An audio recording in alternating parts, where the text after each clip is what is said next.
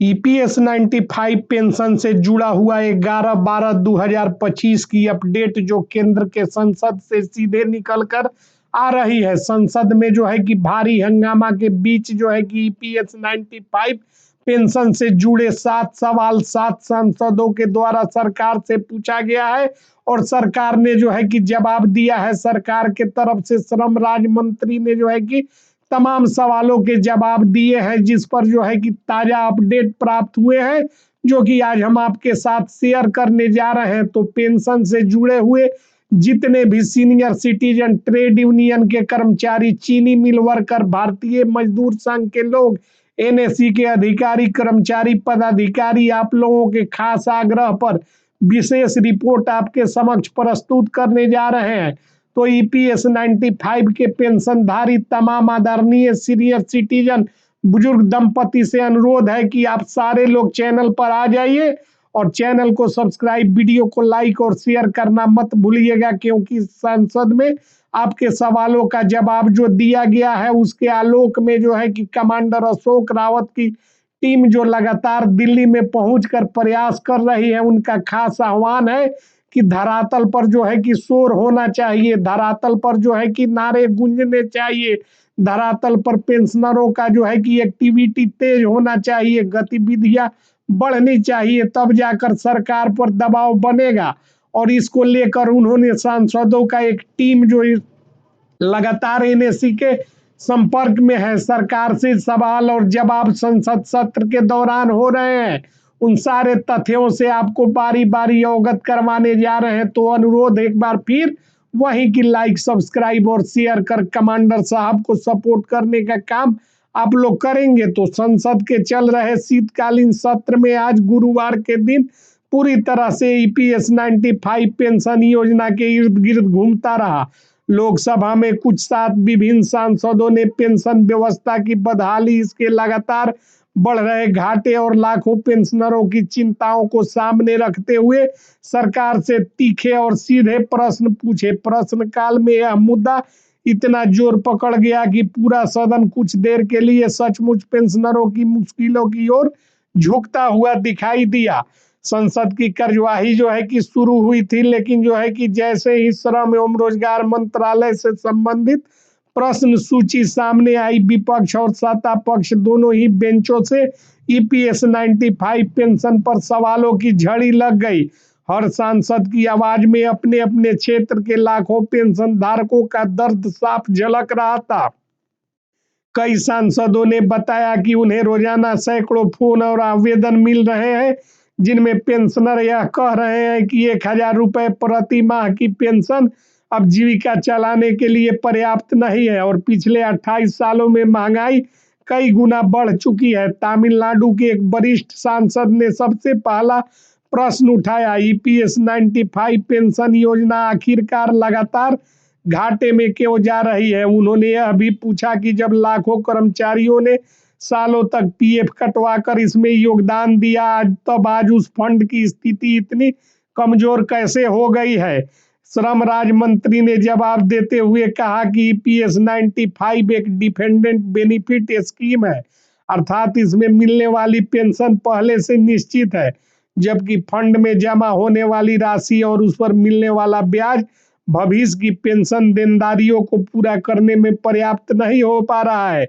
माननीय मंत्री ने यह स्वीकार किया कि फंड में भारी मिसमैच की स्थिति है और यही घाटे का मुख्य कारण है। उत्तर प्रदेश के एक सांसद ने पूछा कि ईपीएस 95 की समीक्षा अंतिम बार कब हुई थी और वर्तमान समीक्षा में किस प्रकार की त्रुटियों को चिन्हित किया गया है। मंत्री ने बताया कि वर्तमान में इस योजना की व्यापक एक्चुरियल समीक्षा, एक्चुरियल रिव्यू चल रही है, जिसमें भविष्य में पेंशन वितरण की क्षमता, फंड की मजबूती, योगदान प्रणाली और महंगाई के प्रभाव का विश्लेषण किया जा रहा है। उन्होंने कहा कि समीक्षा के दौरान यह पाया गया है कि योजना में कई पुरानी संरचनात्मक त्रुटियां हैं, जिन्हें हटाना बेहद जरूरी है। महाराष्ट्र के सांसद ने पूछा कि सरकार ने पेंशन को 1000 रुपए से बढ़ाकर 7500 या उससे अधिक करने पर जो है कि कितनी देरी क्यों कर रही है। सरकार ने स्पष्ट शब्दों में कहा कि पेंशन बढ़ाने की दिशा में सकारात्मक सोच चल रहा है, जिसे तुरंत लागू करने के लिए एक बड़े बजट प्रावधान की आवश्यकता होगी। मंत्री ने यह भी कहा कि ईपीएस 95 के तहत लगभग 78 लाख पेंशनर हैं और किसी भी बढ़ोतरी का वार्षिक भार कई हजार करोड़ तक जा सकता है। बिहार के सांसद और बड़ा और सीधा सवाल रखा, जब सरकारी कर्मचारियों को डीए मिलता है तो ईपीएस 95 पेंशनरों को क्यों नहीं? मंत्री ने बताया कि ईपीएस 95 मूल रूप से एक निश्चित पेंशन योजना है, जिसमें महंगाई भत्ता देने का प्रावधान मूल स्कीम में पहले जोड़ा नहीं गया था। लेकिन उन्होंने यह भी कहा कि डीए जोड़ने के विषय को समीक्षा का हिस्सा बनाया गया है।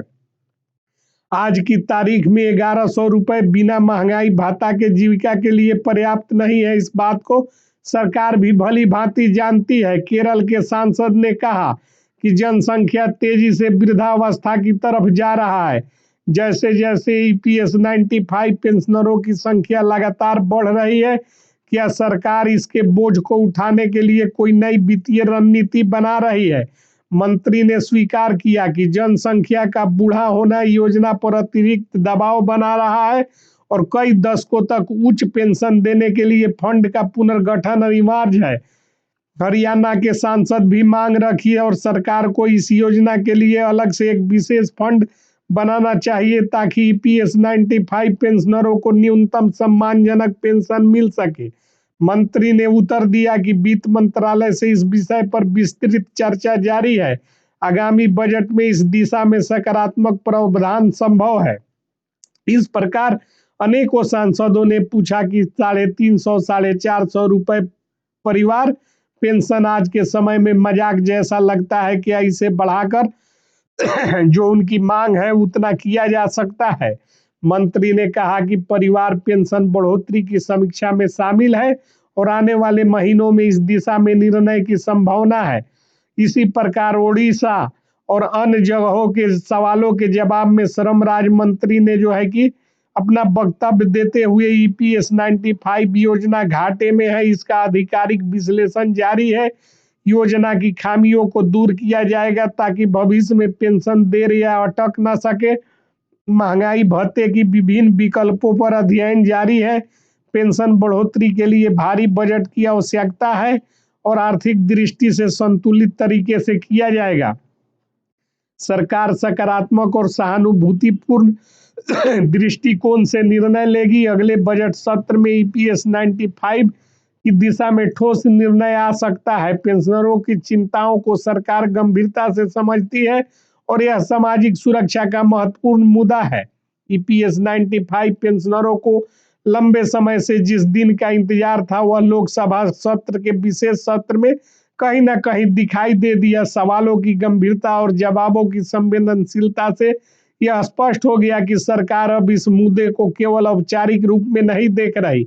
योजना की समीक्षा, बजट का प्रावधान और संरचनात्मक सुधार की बात पहली बार इतने स्पष्ट शब्दों में कही गई है। पेंशनरों के लिए यह रिपोर्ट इस बात का संकेत देती है कि आने वाले महीनों में ईपीएस 95 योजना पर बड़े निर्णय संभव है। संसद में उठे सवालों ने सरकार को संदेश दे दिया है कि 78 लाख परिवार इस पेंशन पर निर्भर हैं और अब समय आ गया है कि पेंशन का भविष्य सुनिश्चित किया जाए। और कमांडर अशोक रावत लगातार अपनी टीम के साथ दिल्ली में मौजूद रहकर एक एक सांसद, विपक्षी दल और सत्ता पक्ष, वित्त मंत्रालय, श्रम एवं रोजगार मंत्रालय के दरवाजे खटखटा रहे हैं। और उनका स्पष्ट मैसेज है कि आप लोग जो है कि यानी कि पेंशनर और मीडिया के साथी जो इसमें लगे हुए हैं, हम जैसे पत्रकार जो है कि धरातल पर और पूरे देश में शोरगुल करने का काम करें। पेंशनरों की आवाज दबनी नहीं चाहिए, आवाज को बुलंद तरीके से उठाया जाए ताकि सरकार जो है कि जल्द निर्णय ले। तो वीडियो को लाइक, चैनल को सब्सक्राइब और शेयर कर कमांडर अशोक रावत जैसे एक वृद्ध व्यक्ति और हम जैसे जीर्ण सिर एक पत्रकार की सहायता करने का काम कीजिए। जय हिंद, जय भारत।